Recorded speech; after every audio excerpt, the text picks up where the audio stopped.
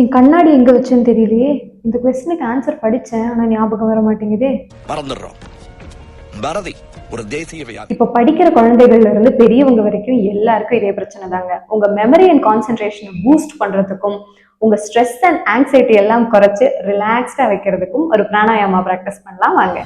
வணக்கம், நான் doctor Samitha Satish Babu. பிரமரி pranayama practice பண்றதுக்கு இந்த பொசிஷன்ல உட்காருங்க. முடியாதவங்க நேரா நிமிர்ந்து சேர்லயே உட்கார்ந்து உங்க காதோட இந்த பகுதியில ஆள்காட்டி விரல வச்சு அழுத்தம் கொடுங்க. மெதுவா அழுத்தம் கொடுத்தா போதும். இப்ப மூக்கு வழியாக மூச்சு உள்ள இழுத்துக்கோங்க. வெளியே விடும் பொழுது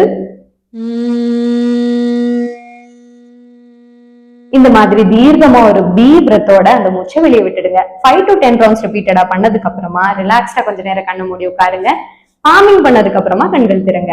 இதை பண்றது மூலமா கார்டிசால் அப்படின்னு சொல்லக்கூடிய ஸ்ட்ரெஸ் ஹார்மோன் லெவல் கம்மியாகுது. இது மட்டும் இல்லாம ஆல்பா வேவ் ஆக்டிவிட்டி அதிகரிக்கிறதுனால மெமரி அண்ட் கான்சென்ட்ரேஷன் எல்லாம் பூஸ்டப் ஆகுது.